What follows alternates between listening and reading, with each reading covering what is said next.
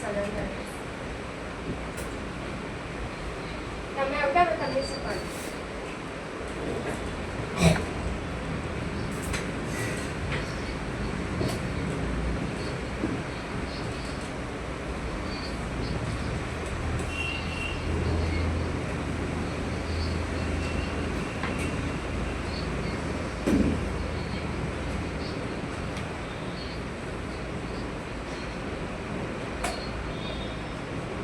ચલો આપણે શીખ્યા હતા સ્માર્ટ આર્ટ. બરાબર. સ્માર્ટ આર્ટની નીચે છે ચાર્ટ. ચાર્ટ હું તમને માઇક્રોસોફ્ટ એક્સેલમાં શીખવાડીશ, એટલે કે આખું વ્યૂ મેનુ પતી જશે ને પછી બીજો આવો ટોપિક આવશે શીખવાનું એક્સેલમાં, એની અંદર શીખવાડીશ, એટલે ચાર્ટ ના લે. ચલો હવે સ્ક્રીનશોટ. તો સ્ક્રીનશોટમાં કેવું હોય તો ફોર એક્ઝામ્પલ અહીંયાથી મેં એક શેપ્સ લઈ લઉં છું. આ રીતે શેપ લીધા પછી જે તમને નથી આવ્યું ખાલી બતાવું છું કે ચલો તમને જે આવ્યું છે એ લઈ લો. ઇન્સર્ટમાં આવું છું, ઇન્સર્ટમાં એનું ટેબલ લઈ લો. આ ટેબલ મેં લઈ લીધું અને અમને ટેમ્પરરી અંદર કંઈ બી આવી રીતે લખી દઉં. હવે મેં શું કરીશ, કંટ્રોલ એન દબાવીશ, કંટ્રોલની જોડે એન. આનાથી શું થાય, નવું પેજ મળશે આખું. બરાબર. તમે નીચે કર્સર લઈ જશો તો તમારી પાસે એનો ઓલરેડી પેજ છે જ. બરાબર. એવી રીતે આ બીજું પેજ. તો આની અંદર તમને બ્લેન્ક પેજ મળી ગયું આખું. હવે અહીંયા આવવાનું સ્ક્રીનશોટમાં. જો સ્ક્રીનશોટમાં આવશો ને તો અહીંયા તમને એક ફોટો આપેલો છે. આ પાછળના પેજનો ફોટો છે. જોયું, આખા ટોપિકો આપેલા છે ને. મેં એનુંથી લઈને નીચેની આખી સ્ક્રીનનો ફોટો આપેલો છે. ઓટોમેટિક આવી જશે. તો આ કેવી રીતે આવે, જેવી રીતે અહીંયા હું પેરેગ્રાફ લઉં છું તો તમારે એટલું યાદ રાખવાનું કે સ્ક્રીનશોટ શું કરે છે, પાછળના પેજનો ફોટો આપે. જો હજી ટેબલનો જ ફોટો છે, આ પેજનો ફોટો નથી. તમે અહીંયાથી લઉં નવું પેજ. નવું પેજ મેં લીધું એટલે પાછળ કયું પેજ આવ્યું, પેલું પેરેગ્રાફ વાળું. બરાબર. તો અહીંયા ઇન્સર્ટમાં આવવાનું અને સ્ક્રીનશોટમાં આવવાનું. તો અહીંયા પેજ આવ્યું. મેં જો ક્લિક કરીશ ને આખું પેજ આપણને મળશે. બરાબર.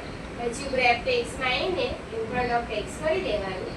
ફોટાને તમે તમારી રીતે ગોઠવીને આપણે જે બધી ઇફેક્ટ આપી શકીએ. પછી તો એ જ છે, અને આપણે ફોટો ક્રોપ કરી શકીએ છીએ. પછી ડિલીટ કરી દેવાનું. પછી આ જ ઓપ્શનની અંદર તમે જોશો ને તો નીચે સ્ક્રીન ક્લિપિંગ છે. સ્ક્રીન ક્લિપિંગ એટલે કે શું, મને આખો ફોટો નહીં જોઈતો, મને ફોટામાંથી અમુક પાર્ટ જોઈએ છે. જો મેં જો સ્ક્રીન ક્લિપિંગ પર ક્લિક કરીશ ને ઓટોમેટિક પાછળનું પેજ આવી જશે. પેજ આવી જાય એટલે એને ક્રોપ કરી દેવાનું. ક્રોપ એટલે કે જે આ પ્લસ જેવો લોગો આવે છે તે આપણે પેઇન્ટમાં શીખી ગયા, આવી રીતે સિલેક્ટ કરતા હતા. સિલેક્ટ કરીને બટન છોડી દેવાનું, તમને ફોટો મળી જશે. બરાબર. આ ફોટો આવી ગયો. આપણે શું કરીશું, સ્ક્રીનશોટ અને સ્ક્રીન ક્લિપિંગ. પહેલામાં ખાલી આખા પેજનો ફોટો આવી જાય છે, જ્યારે આની અંદર તમને લાગે કે તમે ક્રોપ કરીને લઈ શકો છો. બરાબર. આટલું જ છે. ચલો હવે આગળ જઈએ. અહીંયા હું 3 પેરેગ્રાફ લઈ લઉં. જો હવે છે ને સ્ક્રીનશોટ પછી તમારી પાસે અહીંયા ઓપ્શનો બહુ બધા હશે, તો એ બધાને સ્કીપ કરીને અહીંયા આવજો. લિંક વિકીપીડિયા ને એડ્સ એવું લખેલું હશે, 4 ઓપ્શનો હશે, એને સ્કીપ કરજો. લિંક, બુકમાર્ક ને ક્રોસ રેફરન્સ દેખાય ને એ વાળા ઓપ્શનમાં લિંક પર આવજો. બરાબર. હવે લિંક એટલે કે કેવું, તો જેવી રીતે કે ગૂગલ હોય છે. બરાબર.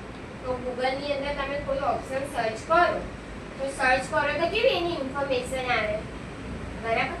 તમે કોન્ટેક્ટ નંબર ડાયલ કરો છો તો એ પર્સનનો ફોન લાગી જાય છે. કેમ લાગી છે, તો એની ડિટેલ્સ આપણી સાથે કનેક્ટેડ હોય છે એના માટે. બરાબર. તો ગૂગલનું એક્ઝામ્પલ એના માટે આપું છું કે કંઈક સર્ચ કરો છો તો એની ઇન્ફોર્મેશન આઈને ઓપન થઈ ગઈ.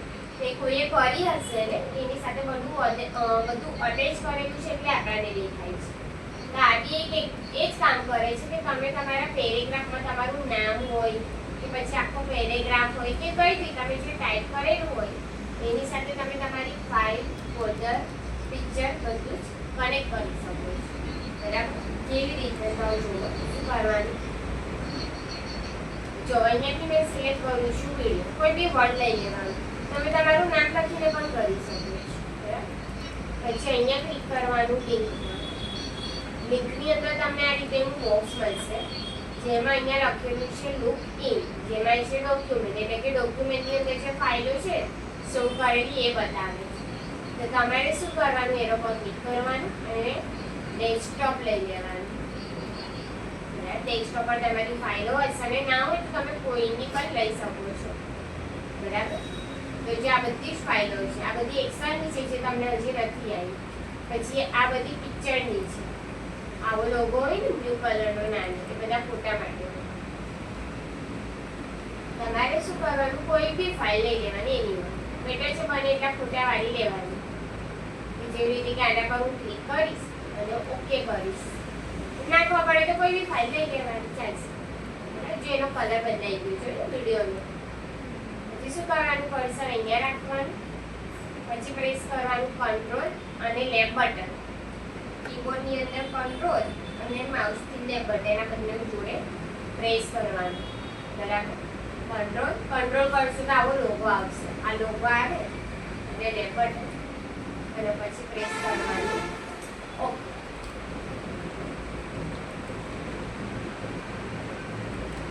ફોટો ઉપરથી આવી, બરાબર. તમારા વર્ડ સાથે તમે શું કર્યું, ફોટો કનેક્ટ કર્યો, તમારા કામની ફાઇલો કનેક્ટ કરી શકો, ફોલ્ડરો કનેક્ટ કરી શકો, તમને જે કરવું હોય એટલે શોર્ટકટમાં મળી જાય. તો અહીંયા મેં લખી દઉં છું આરતી, બરાબર. હું આરતીનું નામ સિલેક્ટ કરીશ, પછી લિંકમાં આવી જઈશ. અહીંયાથી હું ફરીથી ડેસ્કટોપ લઈ લઈશ, કારણ કે મારી પાસે તમારા લોકોની ફાઇલ છે. તારે આરતી શીલા હું સિલેક્ટ કરીને ઓકે કરી દઈશ, મેં ફાઇલ કનેક્ટ થઈ ગઈ. કંટ્રોલ અને લેફ્ટ બટન દબાવવાનું, આવું બોક્સ આવે એમાં યસ આપી દેવાનું. જો એટલે આ રીતે કામ કરે છે. અને બીજું એક છે બુકમાર્ક. બુકમાર્ક એટલે કે નામની સાથે નામ કનેક્ટ કરવું. કોઈ બી વર્ડ સિલેક્ટ કરવાનું અને બુકમાર્ક પર ક્લિક કરવાનું.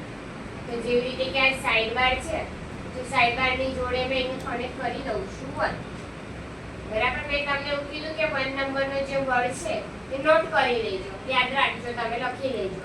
તો એ જે પર્સન છે એનું એડ્રેસ લખી દઉં, ફોર એક્ઝામ્પલ કે વડોદરા, આવી રીતે. કઈ કોન્ટેક્ટ નંબર એટલે કે નંબર વાળા ઓપ્શન એપ્લાય નહીં થાય, આલ્ફાબેટ વાળા એપ્લાય થશે, બરાબર. તો અહીંયા મેં કરી દઉં છું એમ, બરાબર. ફરી તો બીજો વર્ડ લઉં છું, બુકમાર્કમાં આવીશ, અહીંયા મેં લખી દઈશ સુરત. ત્યાં પર્સનનું નામ છે એ સુરત રહે છે, જોઈ લેજો તમે. આવી રીતે તમે ડેટા કનેક્ટ કરી શકો છો.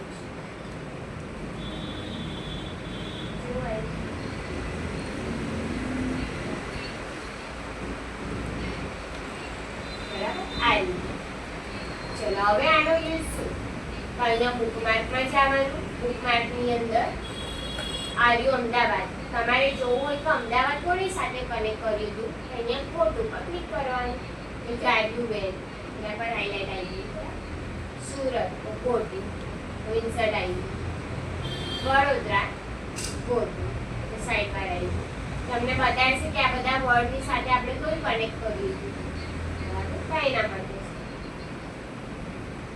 અને છેલ્લા નંબરનું છે ક્રોસ રેફરન્સ.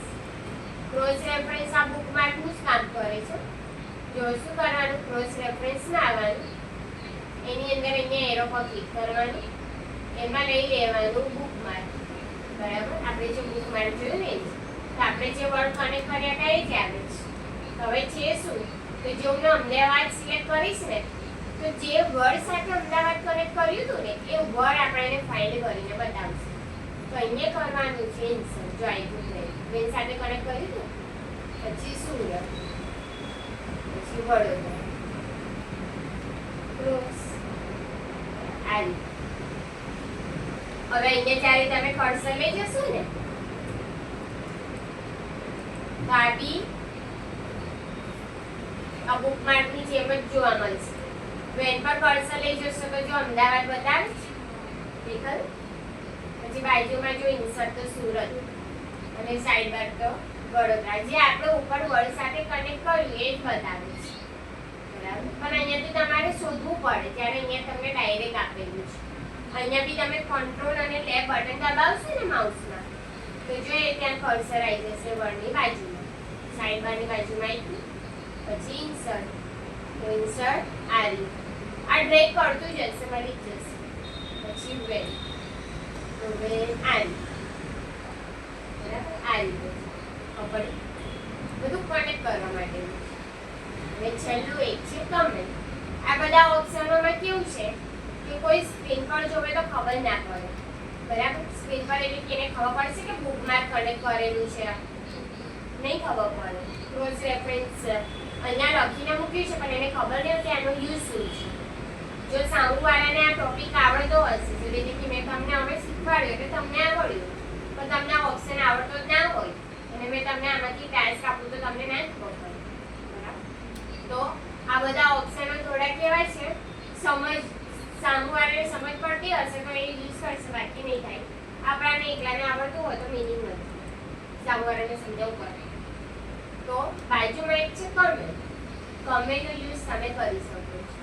જો અહીંયાથી મેં સિલેક્ટ કરું છું ડોક્યુમેન્ટ અને કમેન્ટ. કમેન્ટ પર ક્લિક કરશો ને તો આ યુઝર ફ્યુ સેકન્ડ અગો આવું બતાવી દેશે, બરાબર. આનો મિનિંગ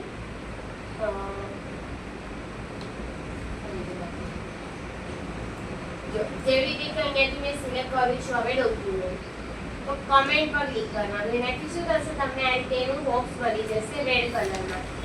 ડોક્યુમેન્ટની સાથે તમારે જે કનેક્ટ કરવું છે તમે કરી શકો છો, બરાબર. કે જેવી રીતે મેં કીધું કે આથી આને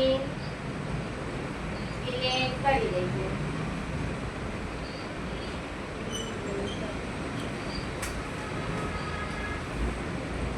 આરટી જોશે તો આરટીને ખબર પડી જશે કે મને કયા વર્ડને ડિલીટ કરવાનું કીધું છે, ડોક્યુમેન્ટને. આ સ્ક્રીન પર જ રહેશે, બરાબર. આને તમે સેવ કરશો તો ઓપન કરશો પછી તમને જોવા મળશે સ્ક્રીન પર જ.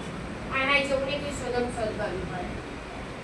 જો બીજો વર્ડ લઈ લો હેડર અને કમેન્ટ. મેં શીલાને કીધું કે શીલા